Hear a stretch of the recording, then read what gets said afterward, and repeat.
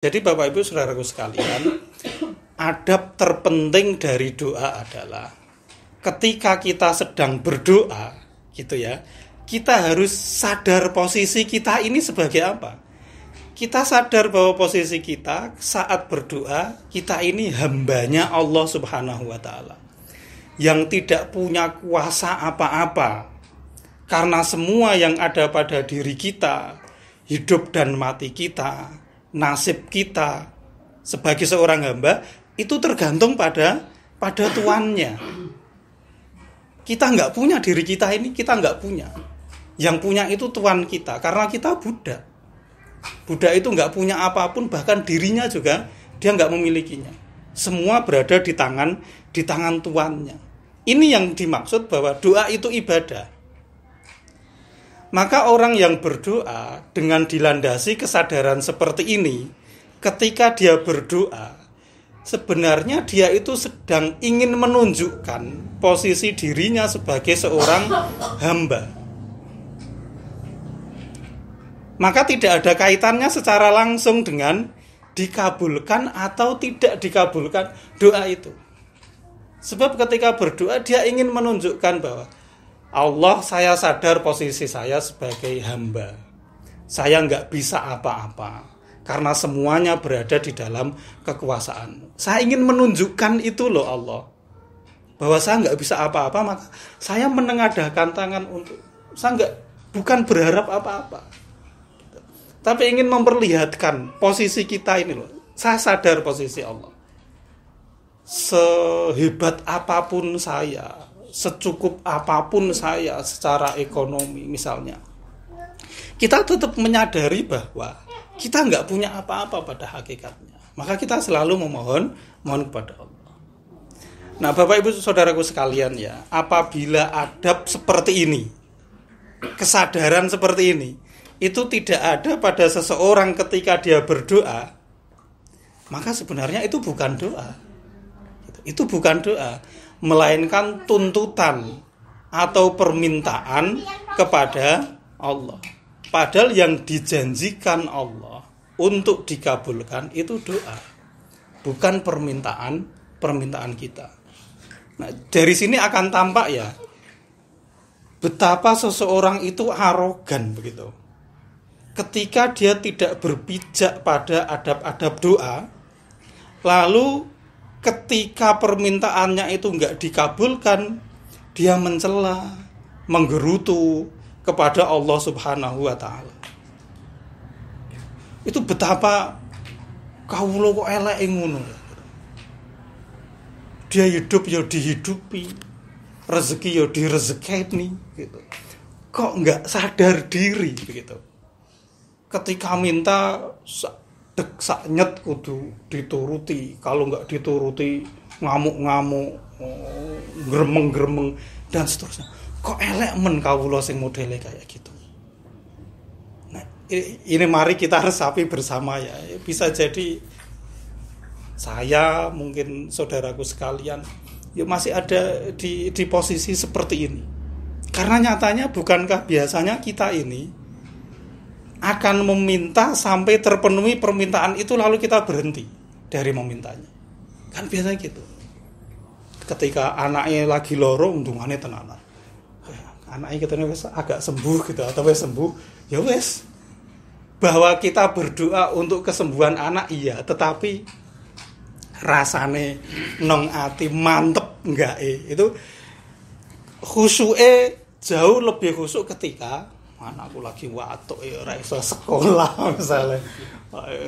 Itu undungannya tenanan, tapi setelah digolong dokter ngombe obat rasanya wis agak aman iki. Meskipun doa ya Allah muga-muga anakku udah sehat, tetapi kalau ketika anak sakit itu 100% begitu. Ketika sudah sehat kuwi persenane ya kurang. Ya ini kita akui atau tidak, kadang-kadang kita ada pada posisi seperti itu. Itu bukan doa gitu. Itu bukan doa. Karena bila seperti itu kondisi kita saat memohon kepada Allah, maka kita tidak berdoa kepada Allah dalam rangka untuk menunjukkan posisi kita sebagai seorang hamba yang fakir dan lemah, yang membutuhkan tuannya dalam segala kondisi. Tetapi hakikatnya kita sedang meminta, bahkan menuntut Allah, nggak sekedar meminta, tapi menuntut Allah untuk memenuhi keinginan-keinginan pribadi kita. Yang kalaulah bukan karena ketidakmampuan kita untuk mewujudkan keinginan itu, maka kita nggak akan merasa perlu untuk mengetuk pintunya. Nggak merasa perlu untuk menengadahkan tangan untuk memohon-mohon kepadanya. Karena kita merasa, aku udah cukup, ngapain aku minta? Saya sudah, pekerjaan saya settle, saya sudah, ATM saya penuh, anak saya juga udah semuanya asuransi, dan ngapain aku minta?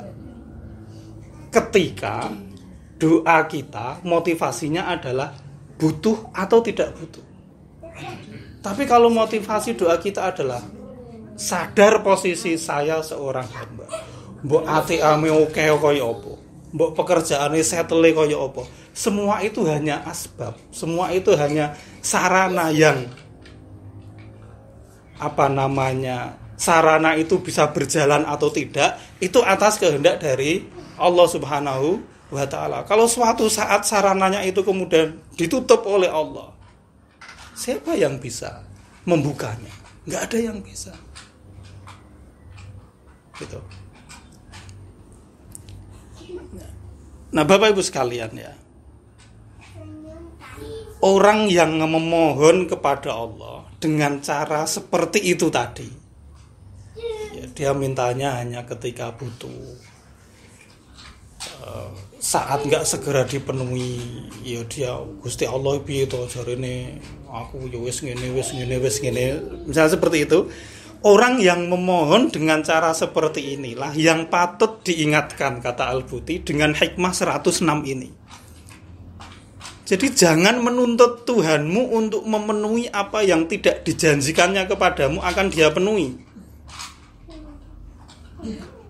Karena yang dijanjikan oleh Allah itu yang dipenuhi adalah doa, bukan tuntutan-tuntutan kita.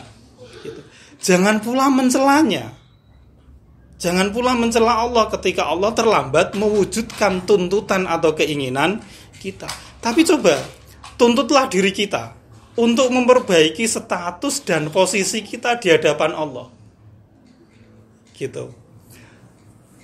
Cobalah kita beralih dari posisi sebagai seseorang yang menuntut agar keinginannya dipenuhi oleh Allah, menjadi seorang hamba yang berdoa itu hanya untuk mendeklarasikan dirinya sebagai seorang hamba yang lemah dan hina. Coba kita beralih dari posisi orang yang pokoknya aku njaluk kudu dituruti, gitu nggih, dengan beralih menjadi orang yang ketika berdoa itu ingin menunjukkan, Allah, saya itu lemah. Sekuasa apapun saya, sepintar apapun saya, secukup apapun saya ini lemah. Maka saya selalu menengadahkan tangan ini kepadamu. Coba kita beralih ke situ. Karena kadang-kadang awak dhewe yang ngerasa ada kesombongan sedikit gitu ya. Semua sudah tertata, terencana dengan rapi, oke, nggak perlu doa. Wes tak tektokane wes oke, nggak perlu doa. Nggak perlu minta. Padahal kita harus sadar bahwa semua itu hanya perencanaan kita. Gitu.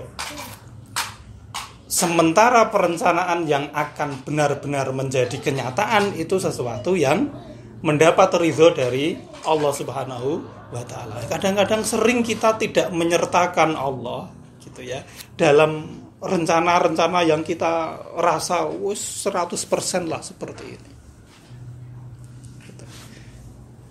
Nah, mestinya begitu ya, kita berdoa itu posisi kita bukan sedang menuntut supaya keinginan dipenuhi, tetapi posisi kita adalah ingin mendeklarasikan diri kita bahwa kita ini seorang hamba yang lemah, seorang hamba yang hina, yang nggak bisa apa-apa, yang berdaya ketika diberdayakan oleh Allah. Maka Al-Buti mengatakan, sungguh aneh orang yang harapan dan keinginannya itu membuatnya mengingat kepada Allah, Gara-gara awak dhewe punya keinginan, lalu kita ingat Allah, kemudian kita menuntut Allah untuk memenuhi keinginan-keinginan tersebut.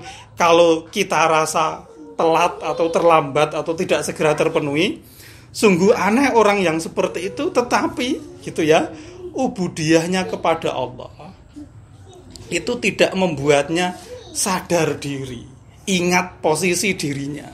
Tidak pula menjadikan ubudiyahnya itu menuntutnya untuk sadar bahwa dia sebagai seorang hamba. Sehingga dengan kesadaran itu maka dia bisa beralih dari orang yang menuntut Allah menjadi hamba yang memelas di depan pintu rahmat Allah.